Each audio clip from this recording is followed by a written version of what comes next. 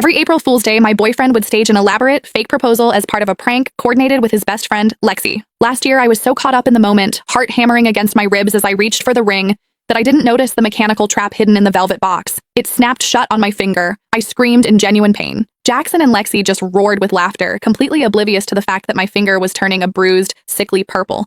To make it up to me, Jackson had spent months swearing that this year would be different. He promised he would finally ask for real. So when he sent me a top priority text telling me to meet him at the bistro where we had our very first date, I believed him. I spent 3 hours getting ready. I got a blowout, had my nails done, and applied a full face of makeup with surgical precision. I even wore a brand new silk slip dress. I had the announcement post drafted in my notes, waiting for the photo of the ring. But the moment I pushed through the door, a heavy, cold mass of buttercream slammed into my face. A girl's sharp, bright laughter erupted from the center of the room. "I told you she'd show up. Pay up, Jax, you lost." Jackson walked over, his expression as smooth and gentle as it had been for the last 6 years. He used a napkin to wipe a glob of frosting from my cheek. "You look beautiful, Cass," he said, though his eyes were dancing. Shame about the dress, though. "What is this, Jackson?" My voice was trembling. "I made a bet with the guys on whether I could actually get you to come out tonight. I bet that you wouldn't. My stake was simple. If I won, I'd propose tomorrow. If I lost, I'd wait another year." He shrugged, offering a half-hearted grin. "Sorry, babe. Since you actually showed up, I guess we're not getting married this year either." I stood there, the weight of the frosting pulling at my skin, and looked him dead in the eye. "So,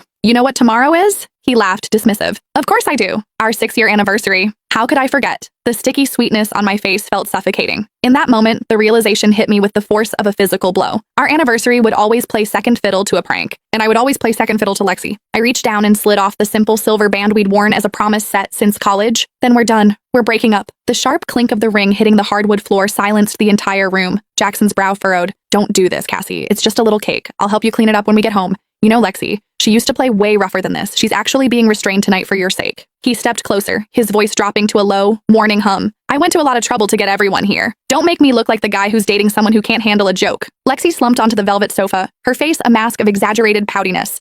"Seriously, Cassie, it was just a laugh.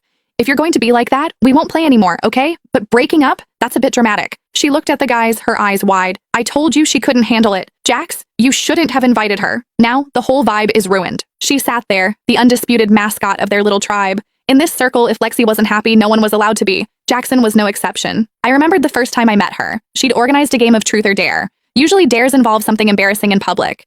Her dare for me was to perform an intimate sound right there in front of the group. When I told her I didn't appreciate that kind of humor, Lexi's eyes instantly welled up. She'd bolted out of the room. The entire group, Jackson included, had chased after her to comfort her. The party that was supposed to be my welcome ended with me sitting alone in a dark apartment,